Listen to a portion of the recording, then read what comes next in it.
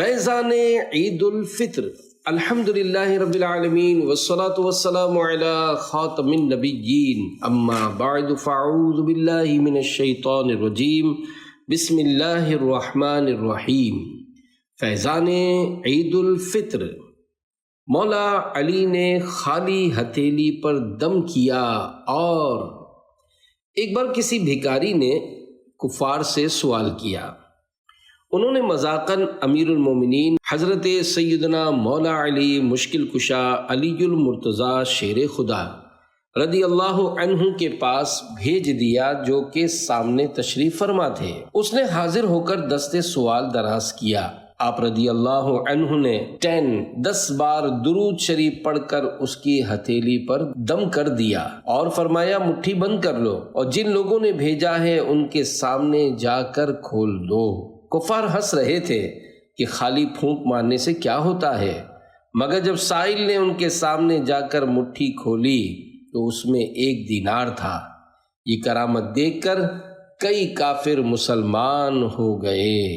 ورد جس نے کیا درود شریف اور دل سے پڑھا درود شریف، حاجتیں سب روا ہوئیں اس کی، ہے عجب کیمیا درود شریف۔ صلو علی الحبیب صلی اللہ علی محمد۔ پیارے پیارے اسلامی بھائیوں، اللہ پاک کے محبوب دانے غیوب منزہ عن العیوب صلی اللہ علیہ وآلہ وسلم نے رمضان شریف کے مبارک مہینے کے متعلق ارشاد فرمایا کہ اس مہینے کا پہلا عشرہ رحمت، دوسرا مغفرت اور تیسرا عشرہ جہنم سے آزادی کا ہے۔ معلوم ہوا کہ رمضان مبارک رحمت و مغفرت اور جہنم سے آزادی کا مہینہ ہے، لہذا اس رحمتوں اور برکتوں بھرے مہینے کے فوراً بعد ہمیں عید سعید کی خوشی منانے کا موقع فراہم کیا گیا ہے، اور عید الفطر کے روز خوشی کا اظہار مستحب ہے۔ اللہ پاک کے فضل و رحمت پر خوشی کرنے کی ترغیب تو قرآن کریم میں بھی موجود ہے۔ چنانچہ پارہ 11 سورۃ یونس کی آیت نمبر 58 میں ارشاد ہوتا ہے، قُلْ بِفَضْلِ اللَّهِ وَبِرَحْمَتِهِ فَبِذَلِكَ فَلْيَفْرَحُوا۔ ترجمہ کنز ایمان، تم فرماؤ اللہ ہی کے فضل اور اسی کی رحمت، اور اسی پر چاہیے کہ خوشی کریں، دل زندہ رہے گا۔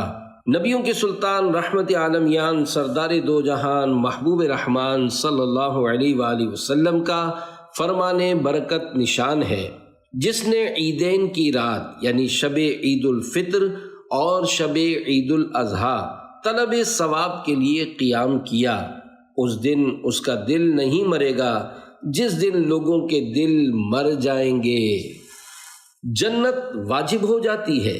ایک اور مقام پر حضرت سیدنا معاذ بن جبل رضی اللہ عنہ سے مروی ہے، فرماتے ہیں جو 5 راتوں میں شب بیداری کرے اس کے لیے جنت واجب ہو جاتی ہے۔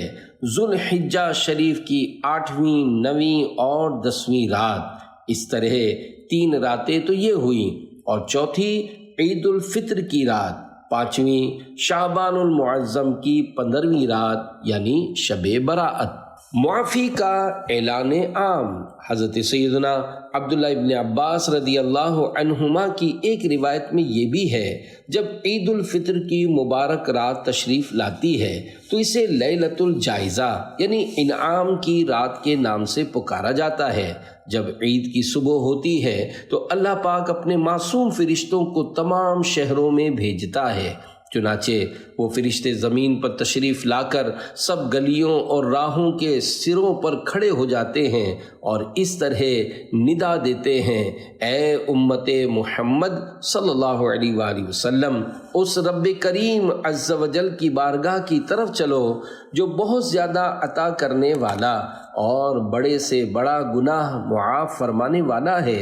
پھر اللہ پاک اپنے بندوں سے یوں مخاطب ہوتا ہے، اے میرے بندو، مانگو کیا مانگتے ہو، میری عزت و جلال کی قسم، آج کے روز اس نماز عید کے اجتماع میں اپنی آخرت کے بارے میں جو کچھ سوال کرو گے وہ پورا کروں گا، اور جو کچھ دنیا کے بارے میں مانگو گے اس میں تمہاری بھلائی کی طرف نظر فرماؤں گا، یعنی اس معاملے میں وہ کروں گا جس میں تمہاری بہتری ہو۔ میری عزت کی قسم، جب تک تم میرا لحاظ رکھو گے میں بھی تمہاری خطاؤں کی پردہ پوشی فرماتا رہوں گا۔ میری عزت و جلال کی قسم، میں تمہیں حد سے بڑھنے والوں یعنی مجرموں کے ساتھ رسوا نہ کروں گا۔ بس اپنے گھروں کی طرف مغفرت یافتہ لوٹ جاؤ، تم نے مجھے راضی کر دیا اور میں بھی تم سے راضی ہو گیا۔ کوئی سائل مایوس نہیں جاتا۔ پیارے پیارے اسلامی بھائیوں، غور تو فرمائیے، عید الفطر کا دن کس قدر اہم ترین دن ہے۔ اس دن اللہ رب العزت عز و جل کی رحمت نہایت جوش پر ہوتی ہے۔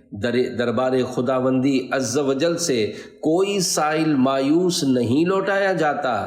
ایک طرف اللہ پاک کے نیک بندے اللہ پاک کی بے پایا رحمتوں اور بخششوں پر خوشیاں منا رہے ہوتے ہیں، تو دوسری طرف مومنوں پر اللہ پاک کی اتنی کرم نوازیاں دیکھ کر انسان کا بدترین دشمن شیطان آگ بگولا ہو جاتا ہے۔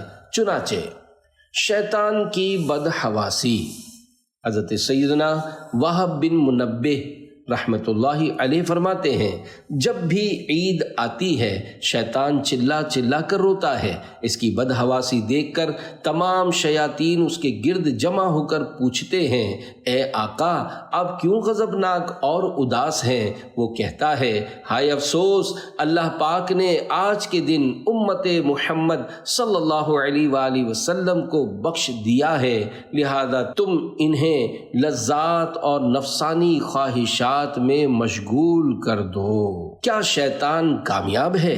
پیارے پیارے اسلامی بھائیوں، دیکھا آپ نے، شیطان پر عید کا دن نہایت گراں گزرتا ہے، لہذا وہ شیاطین کو حکم صادر کر دیتا ہے کہ تم مسلمانوں کو لذات نفسانی میں مشغول کر دو۔ ایسا لگتا ہے فی زمانہ شیطان اپنے اس وار میں کامیاب نظر آ رہا ہے۔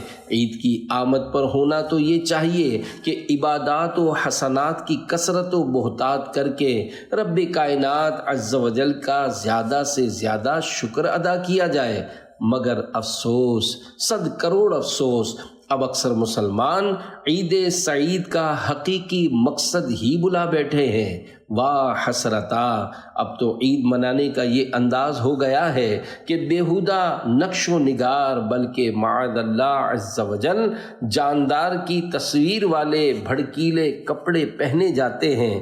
باہر شریعت میں ہے کہ جس کپڑے پر جاندار کی تصویر ہو اسے پہن کر نماز پڑھنا مکروہ تحریمی ہے، نماز کے علاوہ بھی ایسا کپڑا پہننا ناجائز ہے۔ رقص و سرور کی محفلیں گرم کی جاتی ہیں، گناہوں بھرے میلوں، گندے کھیلوں، ناچ گانوں اور فلموں ڈراموں کا اہتمام کیا جاتا ہے، اور جی کھول کر وقت و دولت دونوں کو خلاف سنت و شریعت افعال میں برباد کیا جاتا ہے۔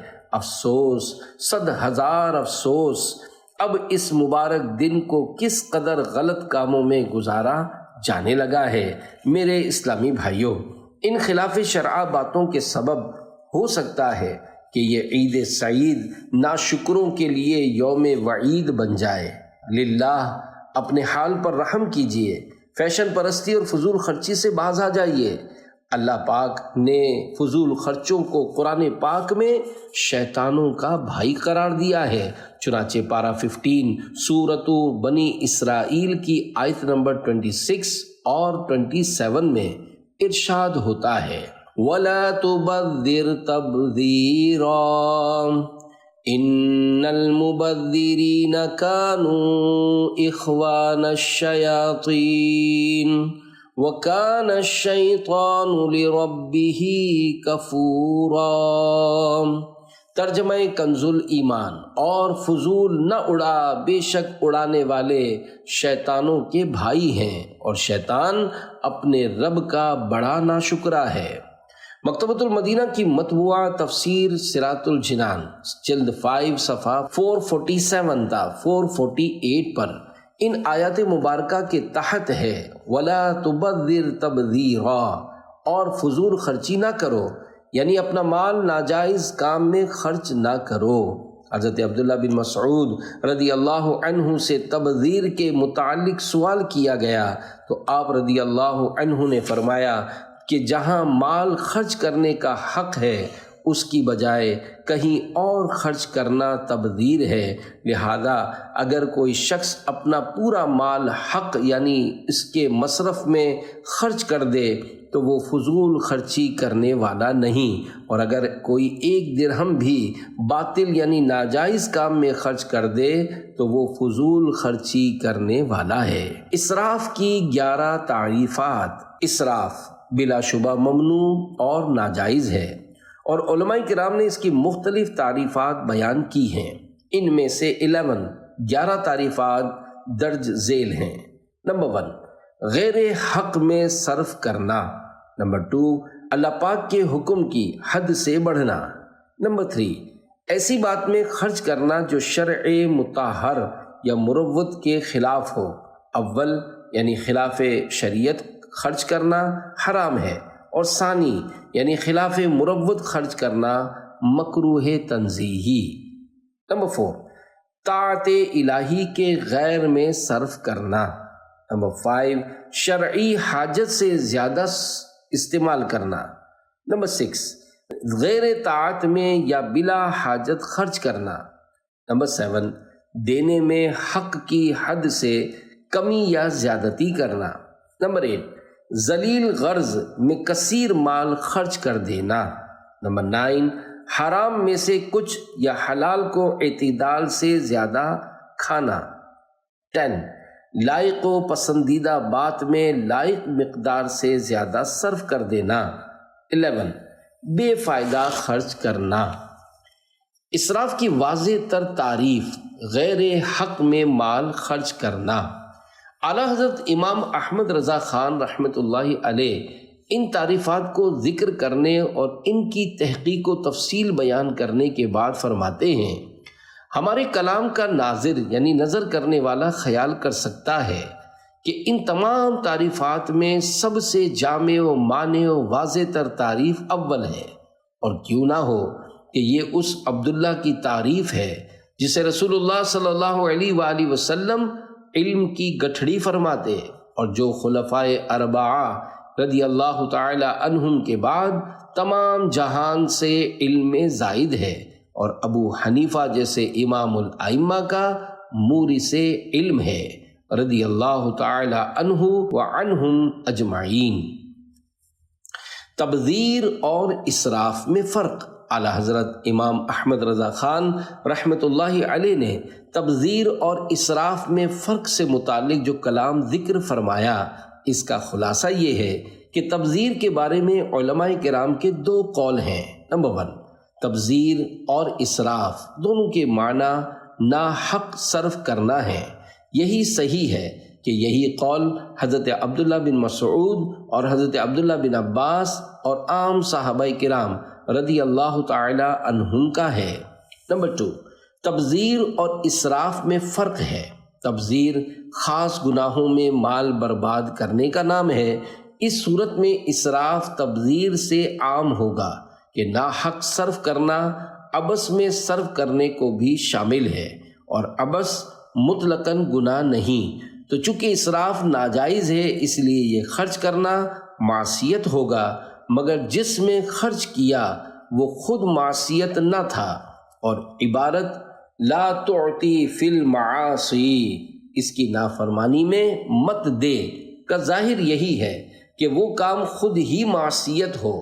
خلاصہ یہ ہے کہ تبذیر کے مقصود اور حکم دونوں معصیت ہیں، اور اسراف کا صرف حکم میں معصیت لازم ہے۔ انسان و حیوان کا فرق۔ پیارے پیارے اسلامی بھائیوں، انسان اور حیوان میں جو ما بہل امتیاز یعنی فرق کرنے والی چیز ہے وہ عقل و تدبیر، دور بینی اور دور اندیشی ہے۔ عموماً حیوان کو کل کی فکر نہیں ہوتی، اور عام طور پر اس کی کوئی حرکت کسی حکمت کے ماتحت نہیں ہوتی، برخلاف انسان کے۔ اور مسلمان کو تو نہ صرف دنیاوی کل کی بلکہ اس دنیاوی کل کے بعد آنے والی اخروی کل کی بھی فکر ہوتی ہے۔ یقیناً سمجھدار انسان وہی ہے، بلکہ حقیقتاً انسان ہی وہ ہے جو اخروی کل یعنی آخرت کی بھی فکر کرے، حکمت عملی سے کام لے اور اس فانی زندگی کو غنیمت جانتے ہوئے باقی آخرت کے لیے کوئی انتظام کر لے۔ اب تو اکثر لوگ اپنی زندگی کا مقصد مال کمانا، خوب ڈٹ کر کھانا اور پھر خوب غفلت کی نیند سو جانا ہی سمجھتے ہیں۔ کیا کہوں احباب کیا کارے نمایاں کر گئے، میٹرک کیا نوکر ہوئے، پینشن ملی پھر مر گئے۔ زندگی کا مقصد کیا ہے؟ پیارے پیارے اسلامی بھائیوں، زندگی کا مقصد صرف بڑی بڑی ڈگریاں حاصل کرنا، کھانا پینا اور مزے اڑانا نہیں ہے۔ اللہ پاک نے آخر ہمیں زندگی کیوں مرحمت فرمائی؟ آئیے قرآن پاک کی خدمت میں عرض کریں کہ اے اللہ پاک کی سچی کتاب، تو ہی ہماری رہنمائی فرما کہ ہمارے جینے اور مرنے کا مقصد کیا ہے۔ قرآن عظیم سے جواب مل رہا ہے۔ پارہ 29 سورہ ملک آیت 2، خلق الموت والحیات لیبلوکم ایکم احسن عملا۔ ترجمہ کنز الایمان، موت اور زندگی پیدا کی کہ تمہاری جانچ ہو دنیاوی زندگی میں تم میں کس کا کام زیادہ اچھا ہے۔ یعنی اس موت و زندگی کو اس لیے پیدا کیا گیا تاکہ آزمایا جائے کہ اس دنیا کی زندگی میں کون زیادہ مطیع یعنی فرما بردار و مخلص ہے۔ گھر ہی پر ولادت ہو گئی۔ پیارے پیارے اسلامی بھائیوں، شیطان کے وار سے بچنے کی کوشش کے ضمن میں عید کی حسین ساعتیں عاشقان رسول کے ساتھ مدنی قافلے میں گزاریے۔ آپ کی ترغیب کے لیے ایک مدنی بہار عرض کرتا ہوں۔ جہلم صوبہ پنجاب پاکستان کے ایک اسلامی بھائی نے کچھ اس طرح بتایا کہ شادی کے کم و بیش 6 ماہ بعد گھر میں امید کے آثار ظاہر ہوئے۔ ڈاکٹر نے بتایا کہ آپ کا کیس پیچیدہ ہے، خون کی بھی کافی کمی ہے، ہو سکتا ہے آپریشن کرنا پڑے۔ میں نے اسی وقت 1 ماہ کے مدنی قافلے کا مسافر بننے کی نیت کر لی اور چند روز کے بعد عاشقان رسول کے ساتھ سفر پر روانہ ہو گیا۔ الحمدللہ الکریم، مدنی قافلے کی برکت سے ایسا کرم ہو گیا کہ نہ اسپتال جانے کی نوبت آئی اور نہ ہی کسی ڈاکٹر کو دکھانا پڑا۔ گھر ہی میں بچے کی ولادت ہو گئی۔ گھر میں امید ہو اس کی تمہید ہو، جلد ہی چل پڑیں قافلے میں چلو۔ زچہ کی خیر ہو بچہ بالخیر ہو، اٹھیے ہمت کریں قافلے میں چلو۔ صلو علی الحبیب صلی اللہ علی محمد۔ حفاظت حمل کے 2 روحانی علاج۔ نمبر 1، لا الہ الا اللہ 11 بار کسی رکابی یا کاغذ پر لکھ کر دھو کر عورت کو پلا دیجئے، انشاءاللہ الکریم حمل کی حفاظت ہوگی۔ جس عورت کو دودھ نہ آتا ہو یا کم آتا ہو، انشاءاللہ الکریم اس کے لیے بھی یہ عمل مفید ہے۔ چاہیں تو ایک ہی دن پلائیں یا کئی روز تک روزانہ ہی لکھ کر پلائیں، ہر طرح سے اختیار ہے۔ نمبر 2، یا حی یا قیوم 111 بار کسی کاغذ پر لکھ کر حاملہ کے پیٹ پر باندھ دیجئے اور ولادت کے وقت تک باندھے رہیے۔ ضرورتاً کچھ دیر کے لیے کھولنے میں حرج نہیں۔ انشاءاللہ الکریم حمل بھی محفوظ رہے گا اور بچہ بھی صحت مند پیدا ہوگا۔ عید یا وعید۔ پیارے پیارے اسلامی بھائیوں، لائق عذاب کاموں کا ارتکاب کر کے یوم عید کو اپنے لیے یوم وعید نہ بنائیے، اور یاد رکھیے لیس العید لمن لبس الجدید انما العید لمن خاف الوعید، یعنی عید اس کی نہیں جس نے نئے کپڑے پہن لیے، عید تو اس کی ہے جو عذاب الہی عز و جل سے ڈر گیا۔ اولیاء کرام رحمہم اللہ تعالی بھی تو عید مناتے رہے ہیں۔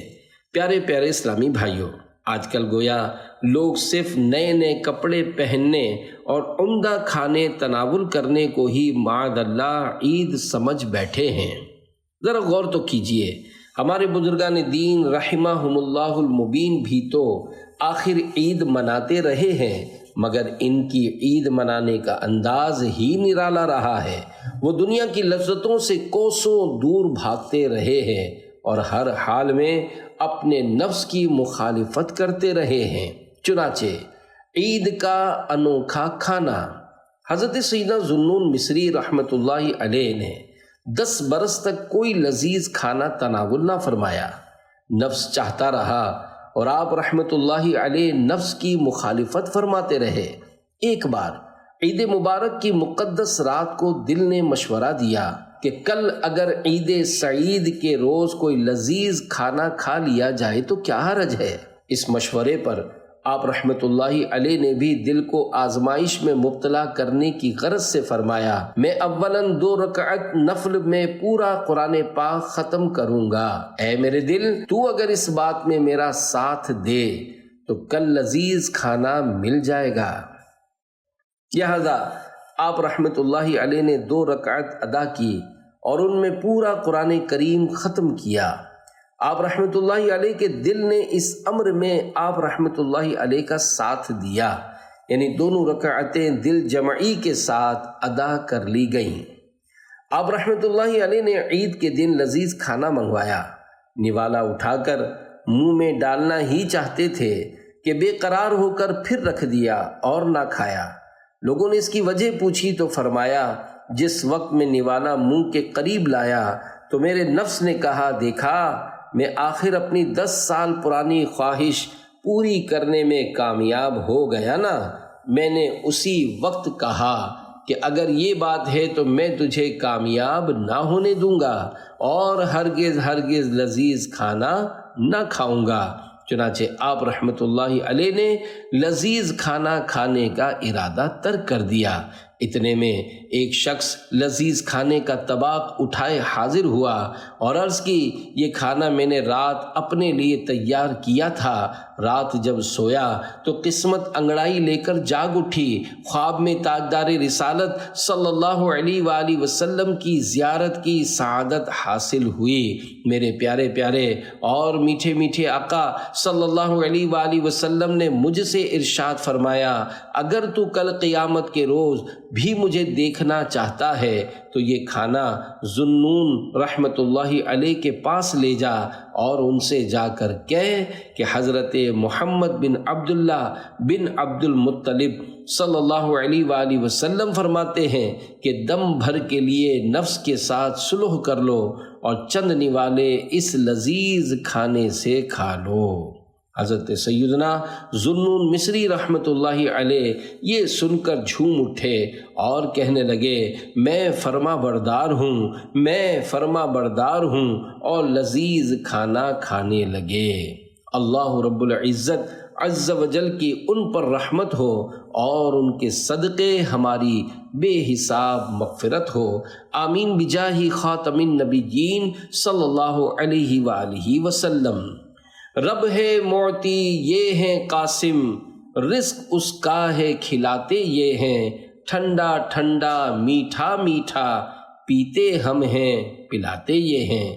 صلو علی الحبیب صلی اللہ علی محمد۔ روح کو بھی سجائیے۔ پیارے پیارے اسلامی بھائیوں، اس میں کوئی شک نہیں کہ عید کے دن غسل کرنا، نئے یا دھلے ہوئے عمدہ کپڑے پہننا اور عطر لگانا مستحب ہے۔ یہ مستحبات ہمارے ظاہری بدن کی صفائی اور زینت سے متعلق ہے، لیکن ہمارے ان صاف اجلے اور نئے کپڑوں اور نہائے ہوئے اور خوشبو ملے ہوئے جسم کے ساتھ ساتھ ہماری روح بھی ہم پر ہمارے ماں باپ سے زیادہ مہربان خدائے رحمان عز و جل کی محبت و اطاعت اور امت کے غمخوار دو جہاں کے تاجدار صلی اللہ علیہ وآلہ وسلم کی الفت و سنت سے خوب سجی ہوئی ہونی چاہیے۔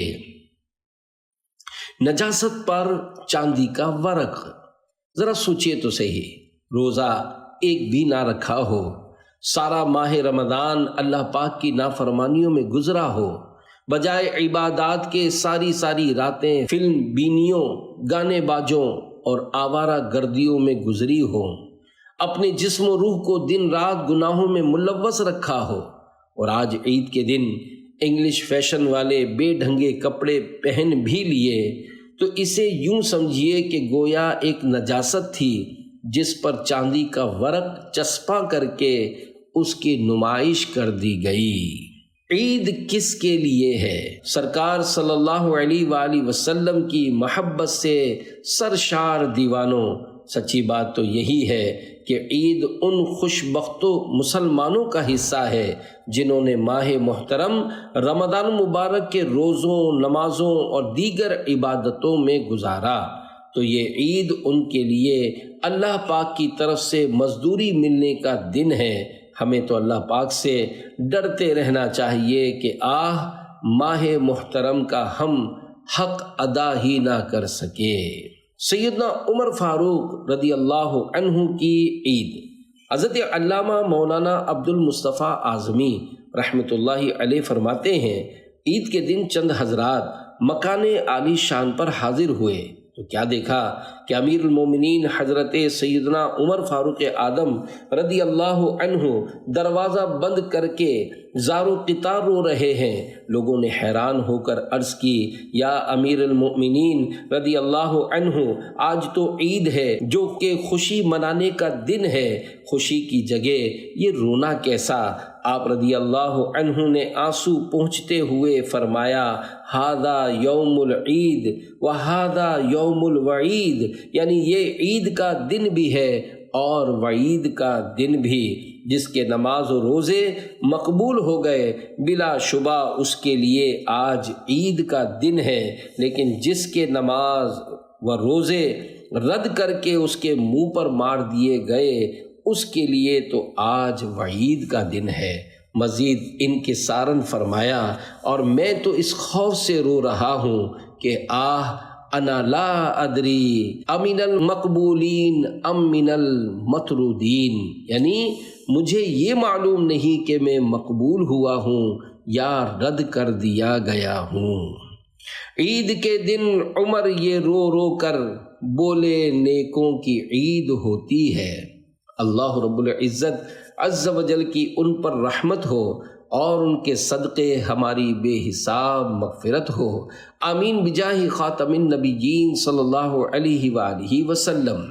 ہماری خوش فہمی، اللہ اکبر عز و جل۔ محبت والو ذرا سوچئے، خوب غور فرمائیے، وہ فاروق اعظم رضی اللہ عنہ جن کو مالک جنت تاجدار رسالت صلی اللہ علیہ وآلہ وسلم نے اپنی حیات ظاہری ہی میں جنت کی بشارت عنایت فرما دی تھی، ان کے خوف و خشیت کا تو یہ عالم ہو، اور ہم جیسے نکمے اور باطنی لوگوں کی یہ حالت ہے کہ نیکی کے نون کے نقطے تک تو پہنچ نہیں پاتے، مگر خوش فہمی کا حال یہ ہے کہ ہم جیسا نیک اور پارسا تو شاید اب کوئی رہا ہی نہیں۔ اس رقت انگیز حکایت سے ان لوگوں کو خصوصاً درس عبرت حاصل کرنا چاہیے جو اپنی عبادات پر ناز کرتے ہوئے پھولے نہیں سماتے اور بلا مصلحت شرعی اپنے نیک اعمال مثلا نماز، روزہ، حج، مساجد کی خدمت، خلق خدا کی مدد اور سماجی فلاح و بہبود وغیرہ وغیرہ کاموں کا ہر جگہ اعلان کرتے پھرتے ڈھنڈورا پیٹتے نہیں تھکتے، بلکہ اپنے نیک کاموں کی معاذ اللہ اخبارات و رسائل میں تصاویر تک چھپوانے سے گریز نہیں کرتے۔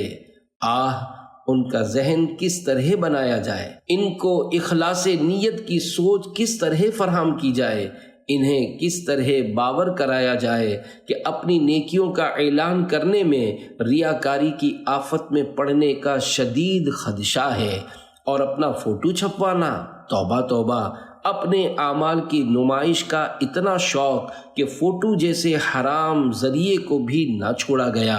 اللہ پاک ریاکاری کی تباہ کاری، میں کی مصیبت اور انانیت کی آفت سے ہم سب مسلمانوں کی حفاظت فرمائے، آمین بجاہ خاتم النبیین صلی اللہ علیہ وآلہ وسلم۔ شہزادے کی عید۔ امیر المومنین حضرت سیدنا عمر فاروق اعظم رضی اللہ عنہ نے ایک مرتبہ عید کے دن اپنے شہزادے کو پرانی قمیص پہنے دیکھا تو رو پڑے۔ بیٹے نے عرض کی، پیارے ابا جان کیوں رو رہے ہیں؟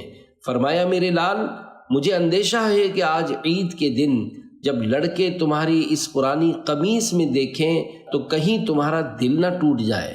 بیٹے نے جواب عرض کیا، دل تو اس کا ٹوٹے جو رضا الہی عز و جل کے کام میں ناکام رہا ہو، یا جس نے ماں یا باپ کی نافرمانی کی ہو۔ مجھے امید ہے کہ آپ رضی اللہ عنہ کی رضا مندی کے طفیل اللہ پاک بھی مجھ سے راضی ہو جائے گا۔ یہ سن کر حضرت عمر فاروق رضی اللہ عنہ نے شہزادے کو گلے لگایا اور اس کے لیے دعا فرمائی، اللہ رب العزت کی عز و جل کی ان پر رحمت ہو اور ان کے صدقے ہماری بے حساب مغفرت ہو، آمین بجاہ خاتم النبیین صلی اللہ علیہ وآلہ وسلم۔ شہزادیوں کی عید۔ امیر المومنین حضرت سیدنا عمر بن عبد العزیز رضی اللہ تعالی عنہ کی خدمت میں عید سے ایک دن قبل آپ رضی اللہ عنہ کی شہزادیاں حاضر ہوئیں اور بولیں، ابو جان، عید کے دن ہم کون سے کپڑے پہنیں گی؟ فرمایا، یہی کپڑے جو تم نے پہن رکھے ہیں، انہیں دھو لو، کل پہن لینا۔ نہیں ابو جان، ہمیں نئے کپڑے بنوا دیجئے۔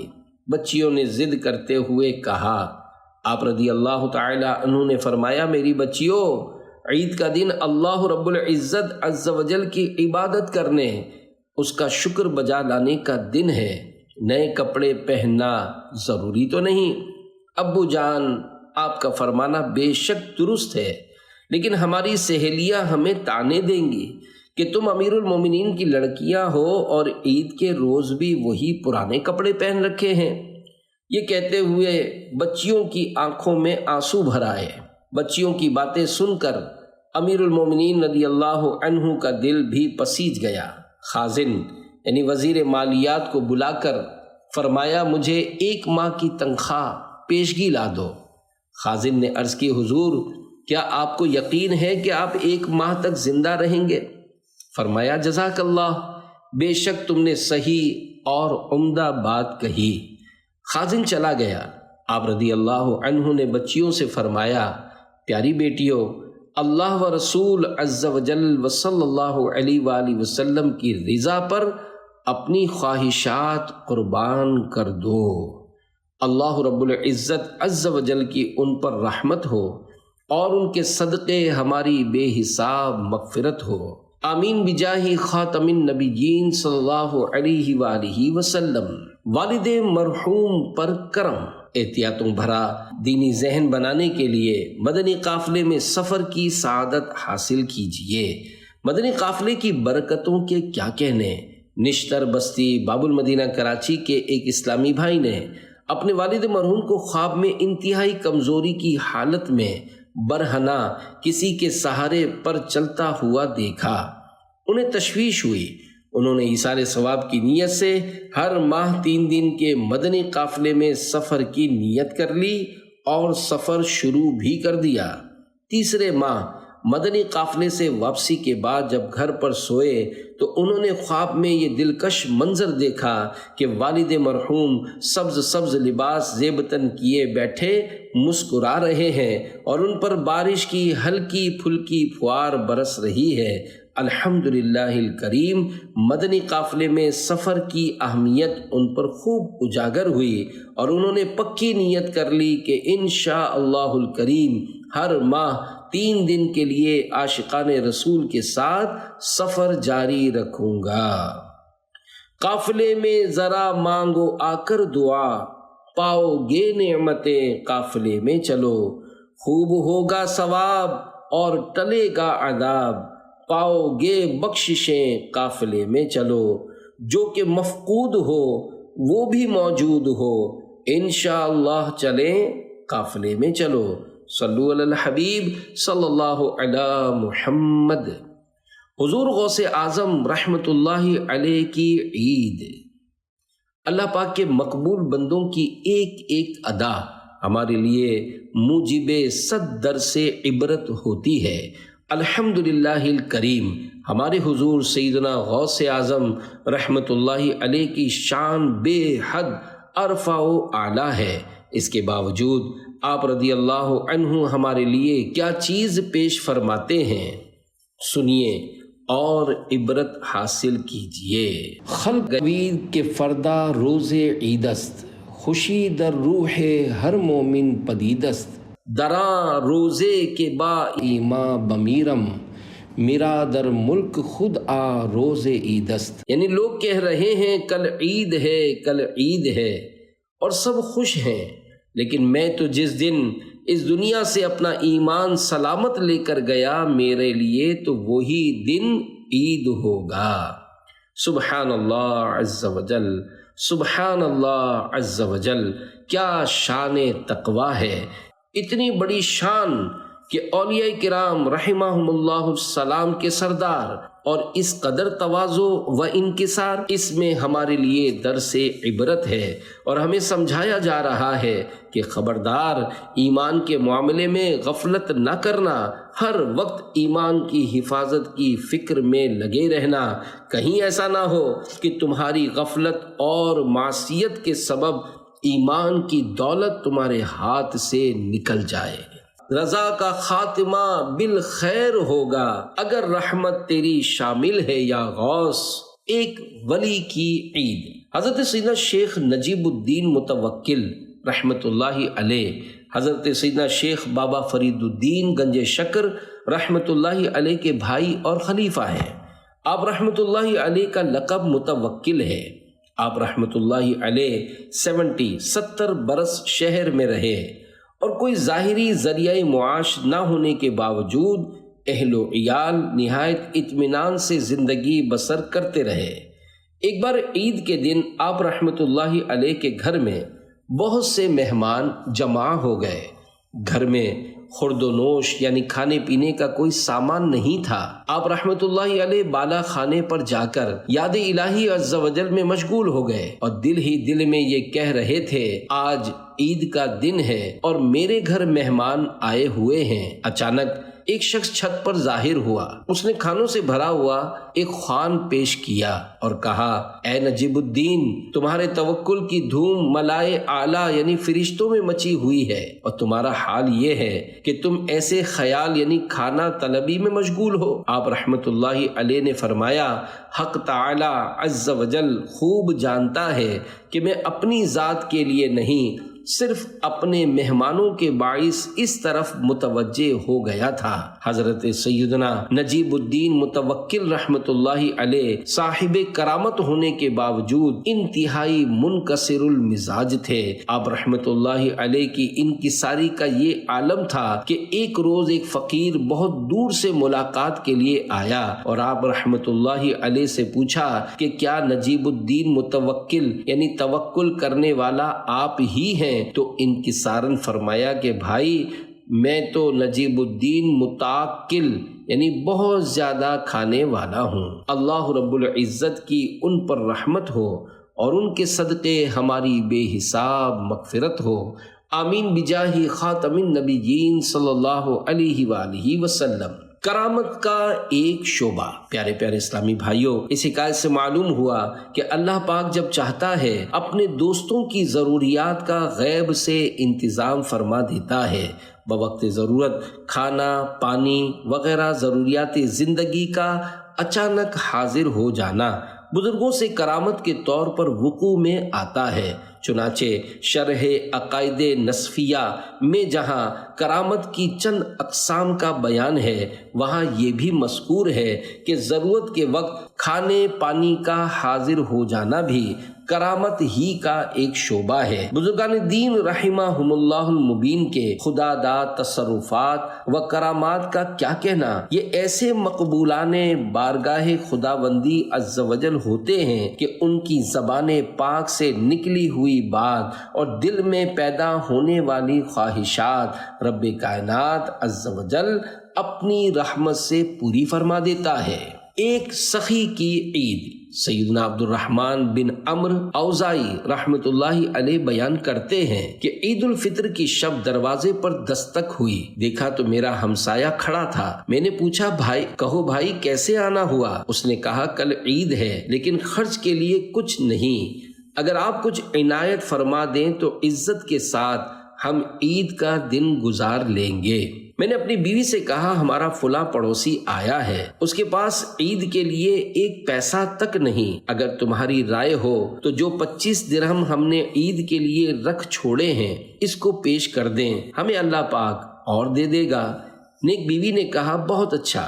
چنانچہ میں نے وہ سب درہم اپنے ہمسائے کے حوالے کر دیے، وہ دعائیں دیتا ہوا چلا گیا۔ تھوڑی دیر کے بعد پھر کسی نے دروازہ کھٹکھٹایا، میں نے جو ہی دروازہ کھولا ایک آدمی آگے بڑھ کر میرے قدموں پر گر پڑا اور رو رو کر کہنے لگا میں آپ کے والد کا بھاگا ہوا غلام ہوں، مجھے اپنی حرکت پر بہت ندامت لاحق ہوئی تو حاضر ہو گیا ہوں، یہ 25 دینار میری کمائی کے ہیں، آپ کی خدمت میں پیش کرتا ہوں، قبول فرما لیجئے، آپ میرے آقا ہیں اور میں آپ کا غلام۔ میں نے وہ دینار لے لیے اور غلام کو آزاد کر دیا۔ پھر میں نے اپنی بیوی سے کہا خدا عز و جل کی شان دیکھو، اس نے ہمیں درہم کے بدلے دینار عطا فرمائے، پہلے درہم چاندی کے اور دینار سونے کے ہوتے تھے۔ اللہ رب العزت کی ان پر رحمت ہو اور ان کے صدقے ہماری بے حساب مغفرت ہو، آمین بجاہ خاتم النبیین صلی اللہ علیہ وآلہ وسلم۔ سلام اس پر کہ جس نے بے کسوں کی دستگیری کی۔ پیارے پیارے اسلامی بھائیوں، دیکھا آپ نے اللہ پاک کی شان بھی کتنی نرالی ہے کہ اس نے 25 درہم چاندی کے سکے دینے والے کو آن کی آن میں 25 دینار سونے کے سکے عطا فرما دیے۔ اور بزرگان دین رحمہم اللہ المبین کا ایثار بھی خوب تھا کہ وہ اپنی تمام تر آسائشیں دوسرے مسلمانوں کی خاطر قربان کر دیتے تھے۔ قوت سماعت بحال ہو گئی۔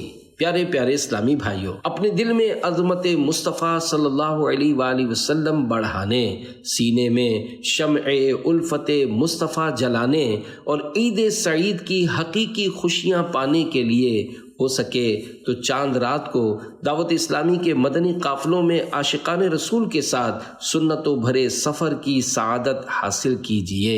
مدنی قافلے کی برکتیں تو دیکھیے۔ باب المدینہ کراچی کے ایک اسلامی بھائی کے بیان کا خلاصہ ہے، کوئٹہ میں ہونے والے عاشقان رسول کی دینی تحریک دعوت اسلامی کے 3 دن سنتوں بھرے اجتماع میں شریک ایک بہرے اسلامی بھائی نے ہاتھوں ہاتھ 3 دن کے سنتوں کی تربیت کے مدنی قافلے میں عاشقان رسول کے ساتھ سفر کی سعادت حاصل کی۔ الحمدللہ الکریم، دوران سفر ہی ان کی قوت سماعت بحال ہو گئی اور وہ عام لوگوں کی طرح سننے لگے۔ کان بہرے ہیں گر رکھو رب پر نظر، ہوگا لطف خدا قافلے میں چلو، دنیاوی آفتیں اخروی شامتیں دور ہوں گی ذرا قافلے میں چلو۔ صلو علی الحبیب صلی اللہ علی محمد۔ صدقہ فطر۔ اللہ پاک پارہ 30 سورۃ الاعلیٰ کی آیت نمبر 14 تا 15 میں ارشاد فرماتا ہے قد افلح من تزکا وَذَكَرَ اسْمَ رَبِّهِ فَصَلَّى۔ ترجمہ کنز الایمان، بے شک مراد کو پہنچا جو ستھرا ہوا اور اپنے رب کا نام لے کر نماز پڑھی۔ صدر الافاضل حضرت علامہ مولانا سید محمد نعیم الدین مراد آبادی رحمۃ اللہ علیہ خزائن العرفان میں اس آیت کریمہ کے تحت لکھتے ہیں، اس آیت کی تفسیر میں یہ کہا گیا ہے کہ تزکا سے صدقہ فطر دینا اور رب کا نام لینے سے عیدگاہ کے راستے میں تکبیریں کہنا اور نماز سے نماز عید مراد ہے۔ صدقہ فطر واجب ہے۔ سرکار مدینہ صلی اللہ علیہ وآلہ وسلم نے ایک شخص کو حکم دیا کہ جا کر مکہ معظمہ کے گلی کوچوں میں اعلان کر دو صدقہ فطر واجب ہے۔ صدقہ فطر لغو باتوں کا کفارہ ہے۔ حضرت سیدنا ابن عباس رضی اللہ عنہما فرماتے ہیں مدنی سرکار غریبوں کے غمخوار صلی اللہ علیہ وآلہ وسلم نے صدقہ فطر مقرر فرمایا تاکہ فضول اور بیہودہ کلام سے روزوں کی طہارت یعنی صفائی ہو جائے، نیز مساکین کی خورش یعنی خوراک بھی ہو جائے۔ روزہ معلق رہتا ہے۔ حضرت سیدنا انس بن مالک رضی اللہ عنہ کہتے ہیں سرکار نامدار مدینے کے تاجدار صلی اللہ علیہ وآلہ وسلم فرماتے ہیں جب تک صدقہ فطر ادا نہیں کیا جاتا بندے کا روزہ زمین و آسمان کے درمیان معلق یعنی لٹکا ہوا رہتا ہے۔ عید کی خوشیاں مبارک کے 16 حروف کی نسبت سے فطرے کے 16 مدنی پھول۔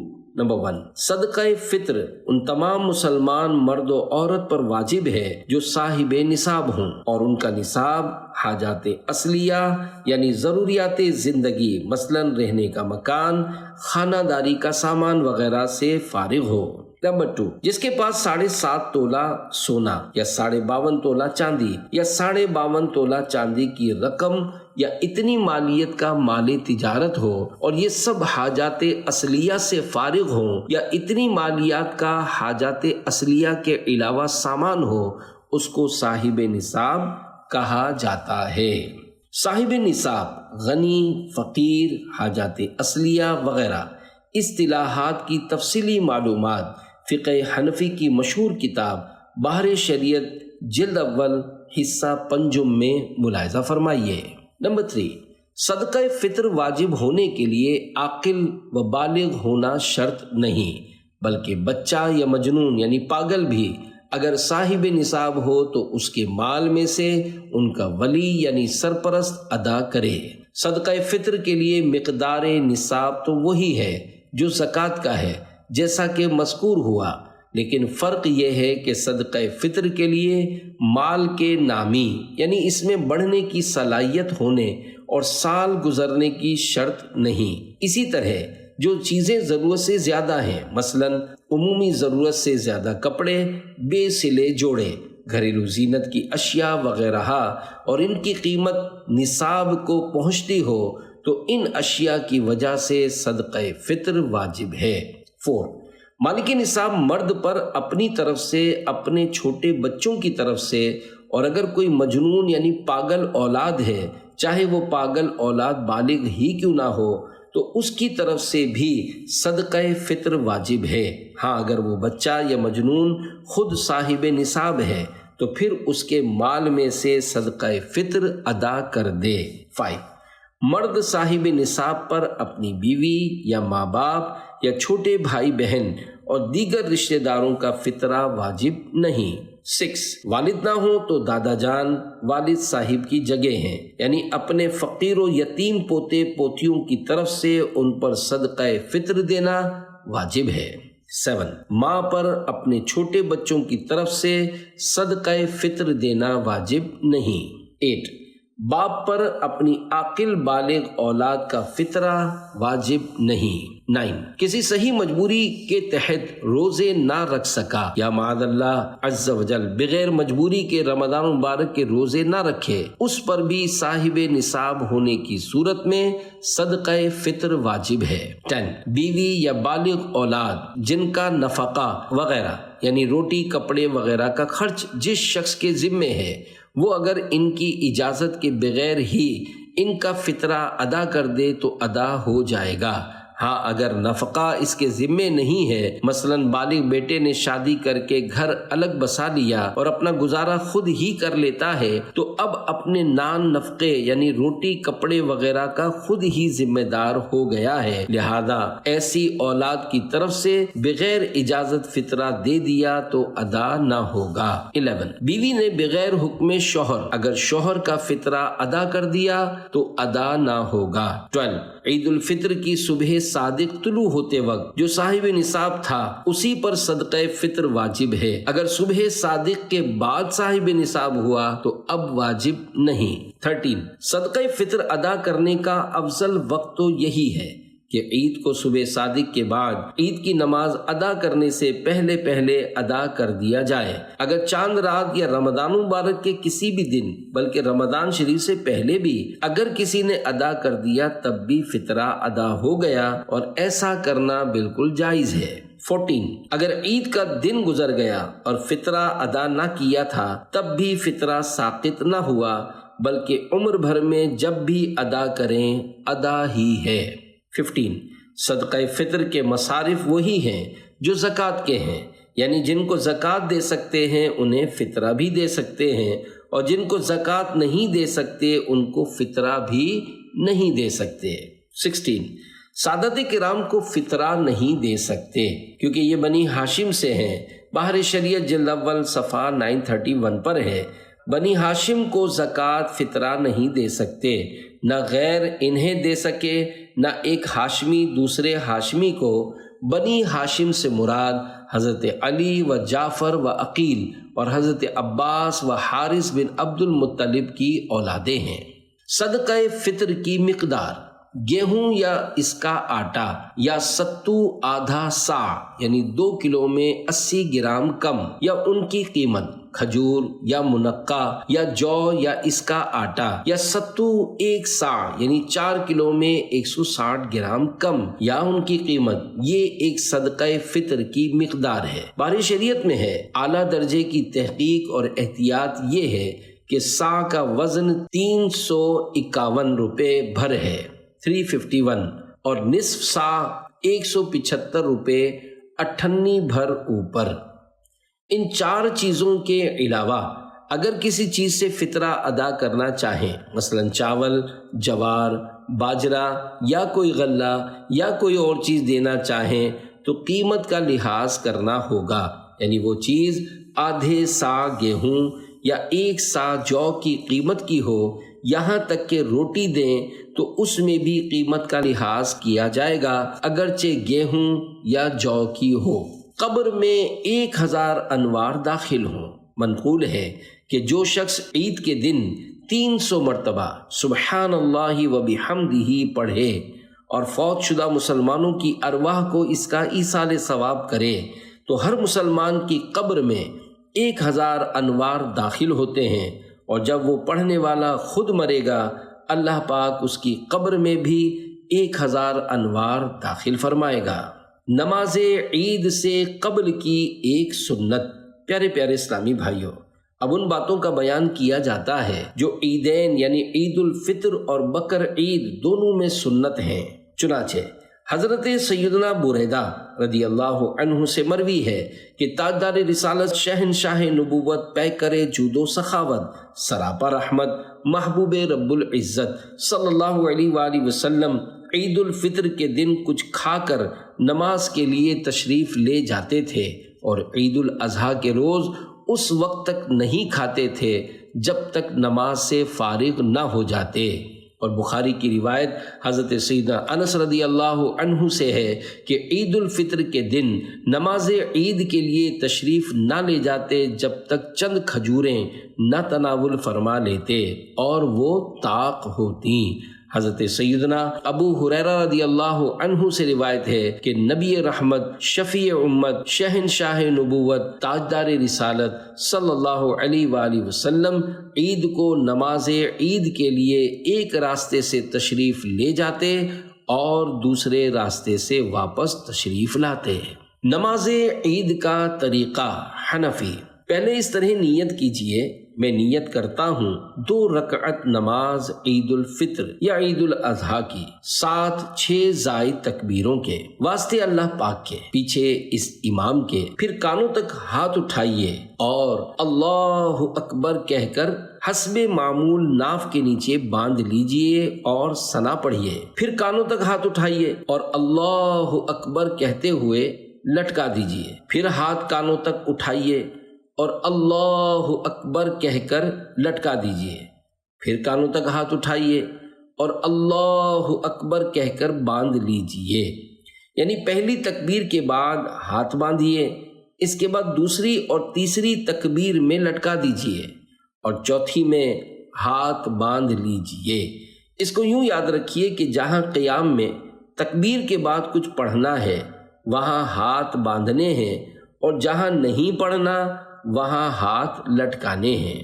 پھر امام تعوذ اور تسمیہ آہستہ پڑھ کر الحمد شریف اور سورت جہر یعنی بلند آواز کے ساتھ پڑھے، پھر رکوع کرے۔ دوسری رکعت میں پہلے الحمد شریف اور سورت جہر کے ساتھ پڑھے، پھر 3 بار کان تک ہاتھ اٹھا کر اللہ اکبر کہے اور ہاتھ نہ باندھے، اور چوتھی بار بغیر ہاتھ اٹھائے اللہ اکبر کہتے ہوئے رکوع میں جائیے، اور قاعدے کے مطابق نماز مکمل کر لیجئے۔ ہر 2 تکبیروں کے درمیان 3 بار سبحان اللہ کہنے کی مقدار چپ کھڑا رہنا ہے۔ عید کی ادھوری جماعت ملی تو پہلی رکعت میں امام کے تکبیریں کہنے کے بعد مقتدی شامل ہوا تو اسی وقت تکبیر تحریمہ کے علاوہ مزید 3 تکبیریں کہہ لے، اگرچہ امام نے قرأت شروع کر دی ہو، اور 3 ہی کہے، اگرچہ امام نے 3 سے زیادہ کہی ہوں، اور اگر اس نے تکبیریں نہ کہیں کہ امام رکوع میں چلا گیا تو کھڑے کھڑے نہ کہے بلکہ امام کے ساتھ رکوع میں جائے اور رکوع میں تکبیریں کہہ لے، اور اگر امام کو رکوع میں پایا اور غالب گمان ہے کہ تکبیریں کہہ کر امام کو رکوع میں پا لے گا تو کھڑے کھڑے تکبیریں کہے، پھر رکوع میں جائے، ورنہ اللہ اکبر کہہ کر رکوع میں جائے اور رکوع میں تکبیریں کہے۔ پھر اگر اس نے رکوع میں تکبیریں پوری نہ کی تھیں کہ امام نے سر اٹھا لیا تو باقی ساقط ہو گئیں، یعنی بقیہ تکبیریں اب نہ کہے، اور اگر امام کے رکوع سے اٹھنے کے بعد شامل ہوا تو اب تکبیریں نہ کہے بلکہ امام کے سلام پھیرنے کے بعد جب اپنی بقیہ پڑھے اس وقت کہے، اور رکوع میں جہاں تکبیر کہنا بتایا گیا اس میں ہاتھ نہ اٹھائے، اور اگر دوسری رکعت میں شامل ہوا تو پہلی رکعت کی تکبیریں اب نہ کہے بلکہ جب اپنی فوت شدہ پڑھنے کھڑا ہو اس وقت کہے۔ دوسری رکعت کی تکبیریں اگر امام کے ساتھ پا جائے فبیہا یعنی تو بہتر، ورنہ اس میں بھی وہی تفصیل ہے جو پہلی رکعت کے بارے میں بیان کی گئی مذکور ہوئی۔ عید کی جماعت نہ ملی تو کیا کرے؟ امام نے نماز عید پڑھ لی اور کوئی شخص باقی رہ گیا، خواہ وہ شامل ہی نہ ہوا تھا یا شامل تو ہوا مگر اس کی نماز فاسد ہو گئی، تو اگر دوسری جگہ مل جائے پڑھ لے، ورنہ بغیر جماعت کے نہیں پڑھ سکتا۔ ہاں بہتر یہ ہے کہ یہ شخص 4 رکعت چاشت کی نماز پڑھے۔ عید کے خطبے کے احکام: نماز کے بعد امام 2 خطبے پڑھے، اور خطبہ جمعہ میں جو چیزیں سنت ہیں اس میں بھی سنت ہیں، اور جو وہاں مکروہ یہاں بھی مکروہ۔ صرف 2 باتوں میں فرق ہے، ایک یہ کہ جمعہ کے پہلے خطبے سے پیشتر خطیب کا بیٹھنا سنت تھا اور اس میں نہ بیٹھنا سنت ہے، دوسرے یہ کہ اس میں پہلے خطبے سے پیشتر 9 بار اور دوسرے کے پہلے 7 بار اور ممبر سے اترنے کے پہلے 14 بار اللہ اکبر کہنا سنت ہے اور جمعہ میں نہیں۔ دے دو عیدی میں غم مدینے کا کہ 20 حروف کی نسبت سے عید کے 20 مدنی پھول۔ عید کے دن یہ امور مستحب ہیں۔ حجامت بنوانا، مگر زلفیں بنائیے نہ کہ انگریزی بال۔ ناخن ترشوانا، غسل کرنا، مسواک کرنا، یہ اس کے علاوہ ہے جو وضو میں کی جاتی ہے۔ اچھے کپڑے پہننا، نئے ہوں تو نئے ورنہ دھلے ہوئے۔ خوشبو لگانا، انگوٹھی پہننا۔ جب کبھی انگوٹھی پہنیے تو اس بات کا خاص خیال رکھیے کہ صرف 4.5 ماشے یعنی 4 گرام 374 ملی گرام سے کم وزن چاندی کی ایک ہی انگوٹھی پہنیے، ایک سے زیادہ نہ پہنیے، اور اس ایک انگوٹھی میں بھی نگینہ ایک ہی ہو، ایک سے زیادہ نگینے نہ ہوں۔ بغیر نگینے کی بھی مت پہنیے۔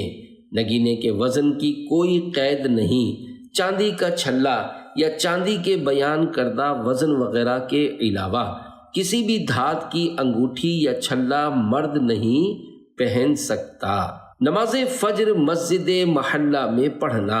عید الفطر کی نماز کو جانے سے پہلے چند کھجوریں کھا لینا، 3، 5، 7 یا کم و بیش مگر طاق ہوں۔ کھجوریں نہ ہوں تو کوئی میٹھی چیز کھا لے۔ اگر نماز سے پہلے کچھ بھی نہ کھایا تو گناہ نہ ہوا، مگر عشاء تک نہ کھایا تو عتاب یعنی ملامت کیا جائے گا۔ نماز عید عیدگاہ میں ادا کرنا، عیدگاہ پیدل جانا، سواری پر بھی جانے میں حرج نہیں، مگر جس کو پیدل جانے پر قدرت ہو اس کے لیے پیدل جانا افضل ہے، اور واپسی پر سواری پر آنے میں حرج نہیں۔ نماز عید کے لیے عیدگاہ جلد چلے جانا اور ایک راستے سے جانا اور دوسرے راستے سے واپس آنا۔ عید کی نماز سے پہلے صدقہ فطر ادا کرنا، خوشی ظاہر کرنا، کثرت سے صدقہ دینا، عیدگاہ کو اطمینان و وقار اور نیچی نگاہ کیے جانا، آپس میں مبارکباد دینا، بعد نماز عید مصافحہ یعنی ہاتھ ملانا اور معانقہ یعنی گلے ملنا، جیسا کہ عموماً مسلمانوں میں رائج ہے، بہتر ہے کہ اس میں اظہار مسرت ہے، مگر امرد یعنی خوبصورت لڑکے سے گلے ملنا محل فتنہ ہے۔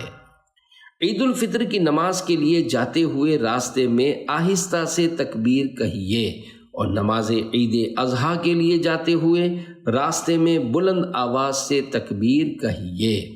تکبیر یہ ہے: اللہ اکبر، اللہ اکبر، لا الہ الا اللہ واللہ اکبر، اللہ اکبر وللہ الحمد۔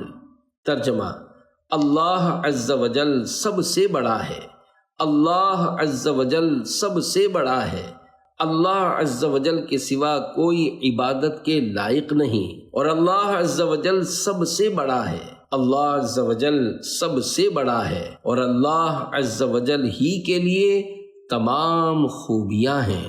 بقر عید کا ایک مستحب: عید اضحیٰ یعنی بقر عید تمام احکام میں عید الفطر یعنی میٹھی عید کی طرح ہے، صرف بعض باتوں میں فرق ہے۔ مثلاً اس میں یعنی بقر عید میں مستحب یہ ہے کہ نماز سے پہلے کچھ نہ کھائے، چاہے قربانی کرے یا نہ کرے، اور اگر کھا لیا تو کراہت بھی نہیں۔ میں عید کی نماز بھی نہیں پڑھتا تھا۔ پیارے پیارے اسلامی بھائیوں، ہر سال رمضان مبارک میں اعتکاف کی سعادت اور ماہ رمضان مبارک کی خوب برکتیں لوٹیے، پھر عید میں عاشقان رسول کے ساتھ مدنی قافلوں میں سنتوں بھرا سفر اختیار کیجیے۔ ترغیب و تحریض کی خاطر ایک مدنی بہار آپ کے گوش گزار کرتا ہوں۔ چنانچہ باب المدینہ کراچی کے مین کورنگی روڈ کے قریب مقیم ایک اسلامی بھائی عمر تقریباً 25 برس ایک گیراج پر کام کرتے تھے۔ اگرچہ فی نفسی ہی گیراج یعنی پرانی گاڑیوں کی مرمت کا کام غلط نہیں، مگر آج کل گناہوں بھرے حالات ہیں۔ جن کو واسطہ پڑا ہوگا وہ جانتے ہوں گے کہ اکثر گیراج کا ماحول کس قدر گندا ہوتا ہے۔ فی زمانہ گیراج میں کام کرنے والوں کے لیے حلال روزی کا حصول جوئے شیر لانے کے مترادف ہے۔ گیراج کے گندے ماحول کی نحوست کے سبب ان کو 5 وقتہ نماز کجا جمعہ بلکہ عیدین کی نماز کی بھی توفیق نہیں تھی۔ رات گئے تک ٹی وی پر مختلف فلمیں ڈرامے دیکھنے میں مشغول رہتے، بلکہ ہر قسم کی چھوٹی بڑی برائیاں ان کے اندر موجود تھیں۔ ان کی اصلاح کے اسباب یوں ہوئے کہ مکتبۃ المدینہ سے جاری ہونے والے سنتوں بھرے بیان، اللہ عز و جل کی خفیہ تدبیر کی کیسٹ سنی، جس نے انہیں سر تا پا ہلا کر رکھ دیا۔ اس کے بعد رمضان مبارک میں اعتکاف کی سعادت حاصل ہوئی اور عاشقان رسول کے ساتھ 3 دن کے مدنی قافلے میں سفر کا شرف ملا۔ الحمدللہ الکریم، وہ دعوت اسلامی کے دینی ماحول سے وابستہ ہو گئے۔ 5 وقت نمازوں کی پابندی ہے اللہ پاک کا کروڑ احسان کہ وہ انسان جو عید کے بہانے بھی مسجد کا رخ نہیں کرتا تھا۔ یہ بیان دیتے وقت عاشقان رسول کی دینی تحریک دعوت اسلامی کی تنظیمی ترکیب کے مطابق ایک مسجد کی ذیلی مشاورت کے نگران کی حیثیت سے بے نمازیوں کو نمازی بنانے کی جستجو میں رہتے ہیں۔ بھائی گر چاہتے ہو نمازیں پڑھوں، دینی ماحول میں کر لو تم اعتکاف، نیکیوں میں تمنا ہے آگے بڑھوں، دینی ماحول میں کر لو تم اعتکاف۔ صلو علی الحبیب صلی اللہ علی محمد۔ یا رب مصطفیٰ عز وجل ہمیں عید سعید کی خوشیاں سنت کے مطابق منانے کی توفیق عطا فرما، اور ہمیں حج شریف اور دیار مدینہ و تاجدار مدینہ صلی اللہ علیہ وآلہ وسلم کی دید کی مدنی عید بار بار نصیب فرما، آمین بجائے خاتم النبیین صلی اللہ علیہ وآلہ وسلم۔ تیری جب کہ دید ہوگی جب ہی میری عید ہوگی، میرے خواب میں تو آنا مدنی مدینے والے۔ مجھ گناہگار پر بھی کرم کے چھینٹے پڑے۔ کورنگی باب المدینہ کراچی کے ایک اسلامی بھائی عمر 22 سال بے نمازی، فلموں ڈراموں کے شوقین اور بگڑے ہوئے نوجوان تھے۔ برے ہم نشینوں کے ساتھ فیشن کی اندھیریوں میں بھٹک رہے تھے۔ بری صحبت کی وجہ سے زندگی کے شب و روز گناہوں میں بسر ہو رہے تھے۔ ہلال ماہ رمضان مبارک 1426 ہجری آسمان دنیا پر ظاہر ہوا، رحمت خداوندی عز و جل کی بارشیں برسنے لگیں، ان پر بھی کرم کے چھینٹے پڑے، اور وہ کریمیہ قادریہ مسجد کورنگی نمبر 2.5 باب المدینہ کراچی میں ہونے والے اجتماعی اعتکاف میں رمضان مبارک کے آخری عشرہ میں معتکف ہو گئے۔ ان کی خزاں رسیدہ زندگی کی شام میں صبح بہارا کے مدنی پھول کھلنے لگے۔ ان کو توبہ کی توفیق نصیب ہوئی، الحمدللہ الکریم۔ وہ نمازی بن گئے، داڑھی اور امامہ شریف سجانے کی سعادت مل گئی۔ عاشقان رسول کی دینی تحریک دعوت اسلامی کے سنتوں کی تربیت کے 1 ماہ کے مدنی قافلے میں عاشقان رسول کے ساتھ سنتوں بھرا سفر نصیب ہوا، الحمدللہ الکریم۔ تا دم تحریر ایک مسجد کے ذیلی قافلہ ذمہ دار کی حیثیت سے دعوت اسلامی کے دینی کاموں میں حصہ لینے کی سعادت حاصل کر رہے ہیں۔ مرض عصیاں سے چھٹکارا چاہو اگر، دینی ماحول میں کر لو تم اعتکاف، آؤ آؤ ادھر آ بھی جاؤ ادھر، دینی ماحول میں کر لو تم اعتکاف۔ صلو علی الحبیب صلی اللہ علی محمد۔ رزق میں برکت کا بے مثال وظیفہ۔ ایک صحابی رضی اللہ عنہ نے عرض کی، یا رسول اللہ صلی اللہ علیہ وآلہ وسلم، دنیا نے مجھ سے پیٹھ پھیر لی۔ فرمایا، کیا وہ تسبیح تمہیں یاد نہیں جو تسبیح ہے فرشتوں اور مخلوق کی، جس کی برکت سے روزی دی جاتی ہے؟ جب صبح صادق طلوع ہو تو یہ تسبیح 100 بار پڑھا کرو، سبحان اللہ و بحمدہ، سبحان اللہ العظیم، استغفر اللہ۔ دنیا تیرے پاس ذلیل ہو کر آئے گی۔ وہ شخص چلا گیا، کچھ مدت ٹھہر کر دوبارہ حاضر ہوا، عرض کی، یا رسول اللہ صلی اللہ علیہ وآلہ وسلم، دنیا میرے پاس اس کثرت سے آئی، میں حیران ہوں، کہاں اٹھاؤں کہاں رکھوں؟ اعلیٰ حضرت رحمۃ اللہ علیہ فرماتے ہیں، اس تسبیح کا ورد حتی الامکان طلوع صبح صادق کے ساتھ ہو، ورنہ صبح سے پہلے جماعت قائم ہو جائے تو اس میں شریک ہو کر بعد کا عدد پورا کیجیے، اور جس دن قبل نماز بھی نہ ہو سکے تو خیر طلوع شمس یعنی سورج نکلنے سے پہلے۔ یا غفارو کے 6 حروف کی نسبت سے امامے کے متعلق 6 فرامین مصطفیٰ صلی اللہ علیہ وآلہ وسلم۔ امامے کے ساتھ 2 رکعت نماز بغیر امامے کی 70 رکعتوں سے افضل ہیں۔ ٹوپی پر امامہ ہمارے اور مشرکین کے درمیان فرق ہے۔ ہر پیج پر کہ مسلمان اپنے سر پر دے گا، اس پر روز قیامت ایک نور عطا کیا جائے گا۔ بے شک اللہ پاک اور اس کے فرشتے درود بھیجتے ہیں جمعے کے روز امامے والوں پر۔ امامے کے ساتھ نماز 10,000 نیکی کے برابر ہے۔ امامے کے ساتھ 1 جمعہ بغیر امامے کے 70 جمعوں کے برابر ہے۔ امامے عرب کے تاج ہیں، تو امامہ باندھو، تمہارا وقار بڑھے گا، اور جو امامہ باندھے اس کے ہر پیج پر 1 نیکی ہے۔